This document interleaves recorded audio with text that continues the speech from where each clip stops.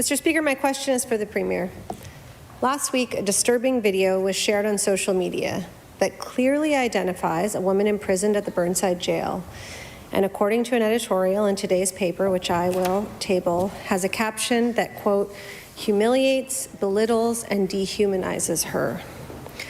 In addition to being a privacy breach, the video is sexist, offensive, and further erodes trust in the Nova Scotia justice system. The government has said that an internal investigation is underway, but it's clear that this is also a systemic issue.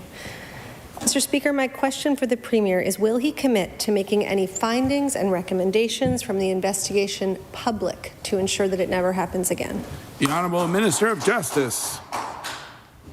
Thank you, Mr. Speaker, and I thank the member for the question. Obviously, the circumstances that are being investigated are being taken very seriously. That's why an investigation of the video and photo that was released publicly is being undertaken. I believe the investigation needs to follow both legal as well as workplace, both in adherence with collective agreements and labor standards for the workplace.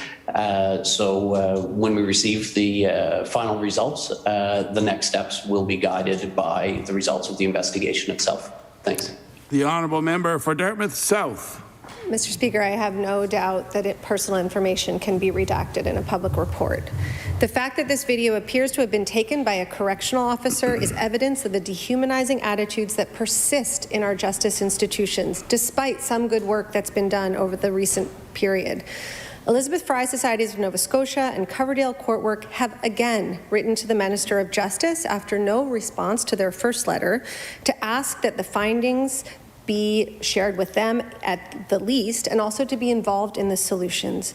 One solution could and should be community-based bail housing for those on remand. This doesn't exist in the provincial system. I asked the Premier last week about funding cuts to programs offered by EFRI and Coverdale, the leading organizations working towards this end. Mr. Speaker, will the Premier and the Minister of Justice now agree to provide increased provincial funding to ensure that services offered by these vital organizations that can prevent these things from happening are not cut? The Honourable Minister of Justice. Thank you, Mr. Speaker, and again, I thank the member for raising the question. First, for clarification, as the member noted, funding cuts that have been referenced are not provincial. I want to be absolutely clear for our colleagues and the general public, Mr. Speaker, that the cuts and the reduction in funding come from organizations outside of the provincial government.